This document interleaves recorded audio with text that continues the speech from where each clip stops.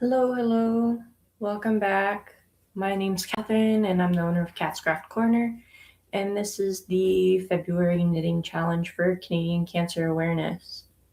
So I am knitting up my hand spun, which is by Wildly Spun in their Superwash 22 micron. And it is my first hand spun ever. So I'm very excited to be working with it. I'm just making it into a cowl. And so far, it's going pretty well. It looks kind of like stonish with the different varying weight and color distribution. So it's kind of cool looking. But yeah, that is what I'm. Oh, thank you. Hello, Vienna. How are you? Things are good?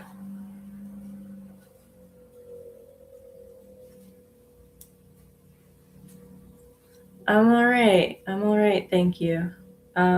Yesterday, so I know that this is a common running theme for me is mental health.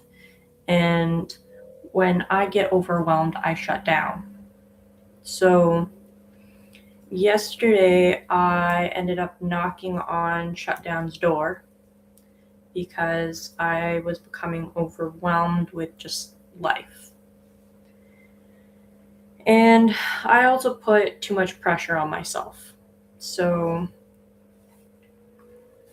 it's a double-edged sword. It makes it so I want to achieve high and perform well, and yes, in some cases, be a people pleaser. But in other cases, it's um, not great because when I don't feel like I'm achieving much or I'm not contributing to other people's well being or basically helping others feel good about themselves, uh, it starts to wear on me. And I feel like I'm not uh, contributing to what generally fills my bucket. So, yesterday was one of those days where I did not feel like my bucket was full. It was very empty. Yeah. And I ended up in a state of shutdown for most of the day. Um, Luckily, I enjoy teaching and teaching things like crafts or coaching, trampolining, and stuff like that. So, having a class in the evening where I got to teach three wonderful individuals how to knit really helped pull me out of it. But I think a lot of the time we put, well, at least for myself, I put too much emphasis on having to pull myself out of that feeling rather than just allowing myself to have like an hour or so of being shut down and just restarting like a computer or TV. Um, and that can be detrimental because rather than just kind of shutting down, being in a form of quiet mind space and body space, I'm like letting myself just go into sleep mode for an hour or so. I end up in a shutdown mode for most of the day, if not the whole entire day. And yesterday was definitely one of those days. Chris came home to find me hiding under the blanket. But I'm happy that I have the store and this craft and the wonderful community that we have to remind me why I get up every day. But I know that part of my reason for hitting the overwhelming threshold yesterday was because for some reason lately I've been having this irrational thought that because I'm up at 5:30 every morning, that means I have to actually start my day when I'm up that early. Meaning do more than just feed the dogs, walk the dogs immediately, empty the dishwasher, do laundry, clean the house, do marketing material work for the store, work on my business plan, of updating it for the 2026 year, so on and so forth, and the list goes on forever. But I need to remind myself that in all honesty, sorry, for some reason I thought my nose might have been bleeding for a second, but we're okay. In all honesty, just because I'm up at 5:30 doesn't mean that I actually have to have started my day. I can take an hour or two of just drinking coffee and reading a book before doing anything. Like, there's nothing wrong with starting my day at 7 o'clock or even 9 o'clock. There's nothing wrong with that, especially since the store doesn't open till 11 on most days. Yeah, the phantom nosebleeds, they're weird. It happens especially when we've had our heat going for prolonged periods of time. So, yeah, winters are a little rough. But yeah, so I'm trying to be kinder to myself, trying to stay away from overwhelm's threshold and just get through things one step at a time. So yesterday I actually went grocery shopping finally, stocked up on all of the meat that we need for the next couple months. Used my food saver for the first time. It was really fun watching it vacuum seal the portions that I'm going to freeze. And then I just picked up my book. Right now I'm reading Arcane Inheritance. It, I believe, is by a BIPOC author. It is a book that qualifies for one of the quarterly Goodreads reading challenge. I just love the reading challenge that they offer as well as our library offers, because it exposes me to new authors that I probably never would think to read otherwise. And then I started knitting with my hand spun. And I even cooked dinner last night. Well, Chris helped me. Bless his heart. It wasn't a hard dinner. It was a pre-made lasagna. That's all I had the energy really to manage before going to teach. But yeah,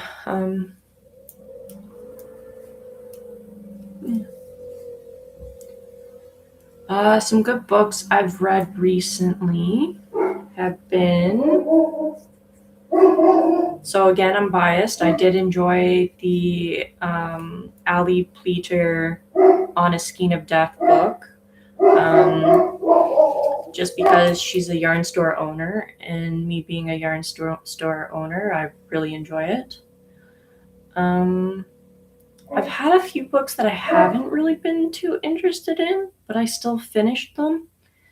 Like, I'm still finishing Hera because I thought I'd give it a try. I never really connected with Hera as a Greek goddess, but thought I'd give it a go. It's okay. Giving me a different perspective on Hera's story. One book that I did really like was When the Moon Hatched. I did really enjoy that.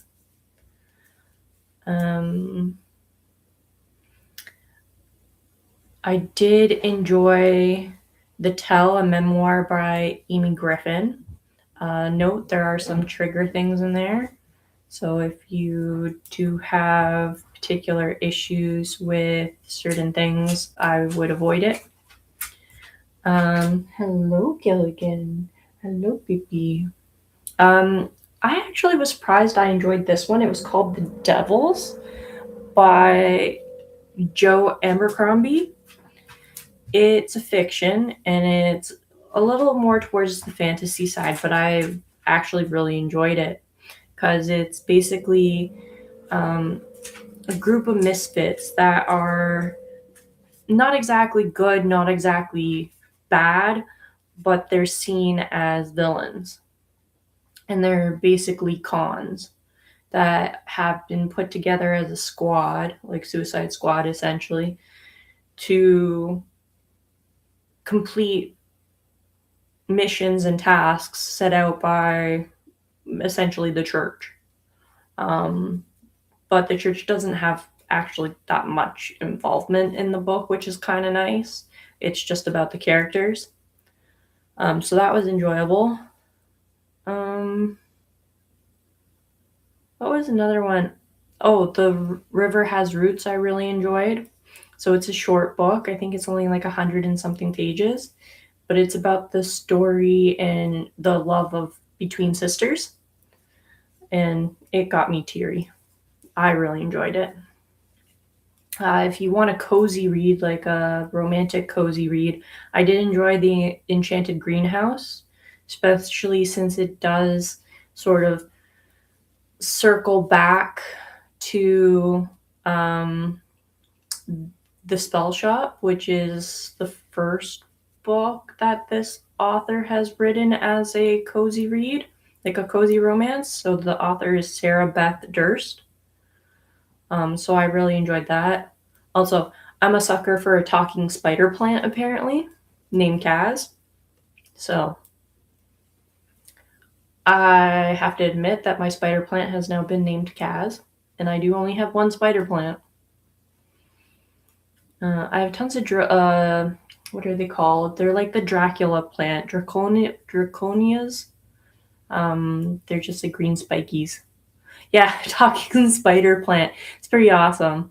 So I would recommend reading this the Spell Shop first, and then after the Spell Shop, read the Enchanted Greenhouse, because you can read the Enchanted Greenhouse without having read the Spell Shop, but it just has a nicer connection if you've read the Spell Shop before the Enchanted Greenhouse.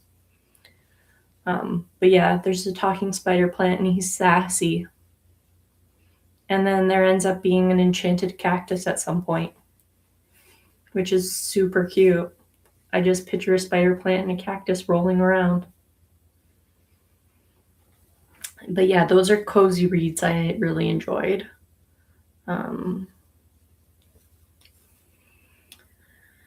What else have I read that I really enjoyed? If you like kind of dystopian, I read both. Yeah, they're both very nice. Agreed. If you enjoy dystopian type of books, I enjoyed Silver Elite. So again, if you have issues with military, political settings, and I guess in a sense like racism or speciesism, it might be a bit triggering, but it is fiction and I did really enjoy it. It's also a bit of a romance. It has to do with basically we've reached a point where our world has been genetically altered from particular events that have occurred. I don't think it's a nuclear bomb or anything like that it's what causes it, but it's some sort of radiation or something. But it's basically like a genetic trait that can be passed down through birth as well. It doesn't make you sick or anything, but it does give you essentially telepathic powers. And those that have the powers, when they use them, generally their veins will glow silver. So Silver Elite. But they're hunted. And this is about two individuals that end up basically infiltrating the government, military, and what have you, and what happens between them and their romance. So I enjoyed that. It's one out of, I believe, what's going to be trilogy. The second book has not come out yet, but is said to come out soon. Same with the second book of When the Moon Hatched. That book is supposed to be coming out in May of this year, so I'm really excited about that. What other books have I read that I really enjoyed that aren't like the obvious, like Fourth Wing, Iron Flame, and stuff like that. What other ones have I read that I've really enjoyed? I don't know if you're into historical fiction, but I did enjoy the Book of Lost Names by Kristen Harmit. So it's essentially you're following the story of I believe she's Polish, a Polish female who ends up counterfeiting identities for families, and particularly children, trying to escape Nazi regime. And she ends up falling for her partner in the counterfeit business, and they end up separated. And it's just kind of about that and the process of them counterfeiting all these names, and then also keeping track of these individuals' names so that they don't actually lose who they are, the history of who they are. So it's basically they trade their name in for another name, but their name is always remembered in this book. And it's just kind of cute. It's sad cute. I shouldn't say cute. There's nothing cute about Nazi regime and having to give up who you are. That's not what I was meaning. It's yeah, not cool, but good book. Yeah. Here's a better way of explaining it. It's like the glimmer of hope in darkness. Kind of cute.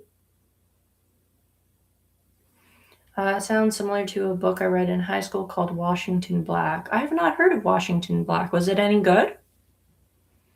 And was it basically like essentially like black racism in Washington? I'm just going by the name. Correct me if I'm wrong, please. But it sounds interesting. What is another book I've read? So I enjoyed this book because I have when I was younger, like I take a lot of pride in my mixed race, I really do. But it does make things difficult because I'm neither white enough nor Chinese enough, nor anything else enough. I'm what I am. I'm a mix. Uh, and it unfortunately made it very difficult for me to make certain connections with particular people when growing up because they assumed that I wouldn't understand Chinese culture. It was good. Trigger warning though. Sort of about young black man named Washington on a plantation train. Yeah. That would be a bit triggering. I could not finish reading the first chapter, 12 Years a Slave. I don't do well with rape scenes or extreme forms of torture. So that would definitely, what I've heard goes on in a plantation would definitely trigger that for me. Like, I get a very uncomfortable sense of like, it's just very uncomfortable. My body actually feels uncomfortable when reading certain things regarding what a lot of BIPOCs have gone through with plantation work and slavery. So yeah, that would be a tough book to read. But I do enjoy reading tough books because it's good to know these things and to understand where people are coming from. But yeah, so another book that I read that I liked, circling back and based on like race and culture. Yeah, so not white, Caucasian enough, and not East Asian enough.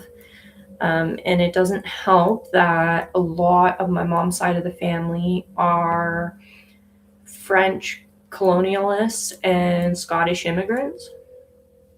And they live in a very small area of a small island of Nova Scotia called Cape Breton. It's a beautiful island. I do love like the overall culture of Nova Scotia, but it is a little. A lot of the in older generations there wear rose-colored glasses, in a sense that they don't see anything wrong kind of with the way in which they go about their life. So the book that all of this I'm referring to is called The Berry Pickers. So we do have Indigenous roots in our family. I cannot claim to be Indigenous because, one, I don't believe you can really claim you're part of a community unless you actively partake in components of that community. So, like me and my dad, we do celebrate Moon Festival. We do celebrate Chinese Lunar New Year.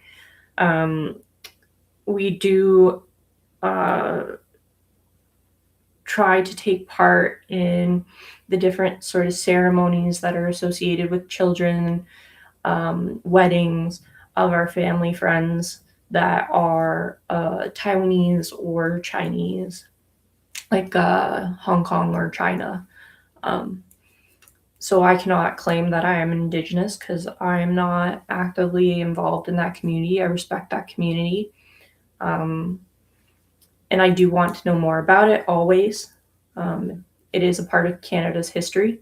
So the book, The Berry Pickers by Amanda Peters, kind of touched on another component of the dark side of Canada where children of Indigenous families would come up to Nova Scotia. They would pick blueberries. So there are so many blueberry fields in Nova Scotia, so many. It's actually quite beautiful. But the Indigenous families would come for the picking season. And unfortunately, there are cases where children were abducted. And in this book, there is a child who is abducted. And it's not out of malice. It was extremely misguided and not okay. It was a wife who had lost her child and basically going through a mental crisis of that loss.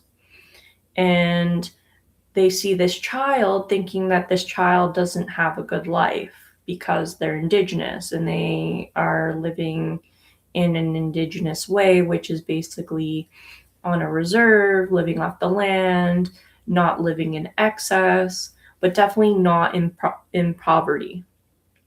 So basically, the kid is kidnapped, and it's about the story of how she then finds out about her actual history because she has like glimpses into it, kind of remembers things, but she doesn't think that it could actually be real.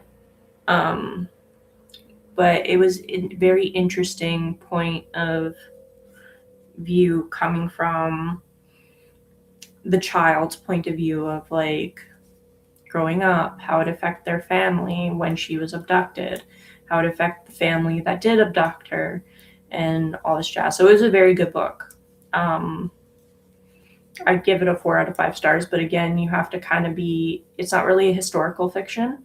It is a little, because this did happen, but it was a very good book. I enjoyed it. What else have I read? Well, one that was quite popular a while ago that I read last year was The Year of Yes by Sandra Rhimes. She's also the producer or director of books like TV shows like How to Get Away with Murder. And she has a few other ones that are out right now. But that book was very insightful. And yeah, it's kind of all that I've read recently that I would say really rank high for me. I've actually read more books recently that haven't actually hit like high enough notes, unfortunately. So again, this is a not common theory, but I did not enjoy Tomorrow, Tomorrow, and Tomorrow. It is well written. It is excellently well written. It is very eloquent in its writing. It is a fiction. It is not a fantasy fiction or anything like that. And it's not a historical fiction. It is 100% just fiction. And it's about gamers and game developers. and basically like what their lifestyle's like and how life can be turbulent, ridiculous. Same with friendships and relationships can be complicated. Um, so it was a hard read for me to get through, but if you do enjoy seeing kind of like the whole, you're not like other people kind of going through things. I shouldn't put it so um, what's the word that I'm looking for? So blandly. Um, but yeah, wasn't for me. But I can see why people would enjoy it, but not for me. Um, I've read 7 books this year already, and why can't I remember half of them? Oh, The One Dark Window was a nice, easy read. It is fantasy, um, but I'd only give it like 3 out of 5 stars. Same with Bury Our Bones in the Midnight Soil by V.E. Schwab. I'd give it a 3 out of 5. However, if you like gay, angry, vengeful vampires, excellent book. I did really like how it ended. It had a great ending. Yes, well written, but content is dry. Yeah. Yeah, that is upsetting. But again, you may like it. There's nothing wrong with if you like something I don't like. Um, that is completely acceptable and expected. Um, but yeah, um, I do appreciate opinions. What about yourself, Vienna? Any books that you've read recently that you would recommend?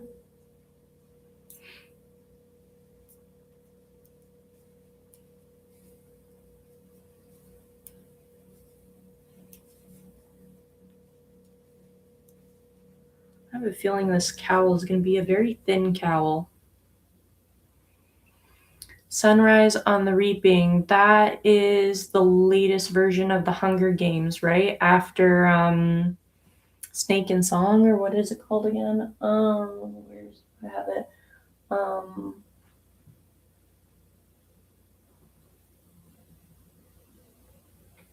yeah, the Ballad of Songbirds and Snakes. It's the one after that, and it's still around Hamish's story, right? Hamish's and Snow's.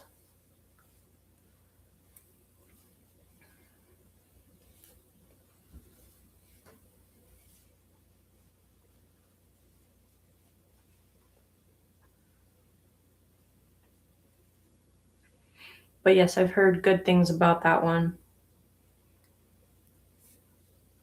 And I forget, has the new movie or TV show come out yet? I can't remember. Because I know it's about, yeah, and how he was a part of the anniversary Hunger Games where it was 2 people per district, right?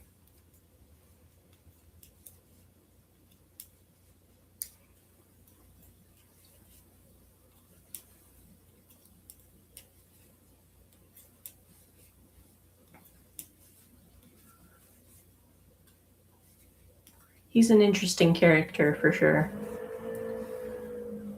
Oh, but ballads, yes. Oh, okay. Oh, okay. All right, nice. I do like the Hunger Game books, and I did like the movies up until the third movie, and then I did not like the third movie. Well, the third movie, part 1 and 2, I did not enjoy it. I also felt like the third book felt rushed. The ending was rough for Sunrise. Rough in what way? Like rough as in like emotional rough, or rough as in like, ooh, this wasn't written very good, rough. Like hard to get through. Oh, emotional. Oh, lovely. I'm not gonna lie, I do love a book that makes you feel emotion though. As much as like it hurts to feel those feelings, it's cathartic, and it's how you know someone's written a good book when it makes you feel moved.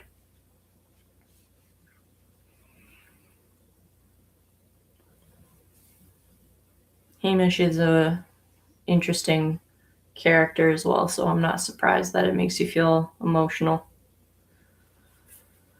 Yeah.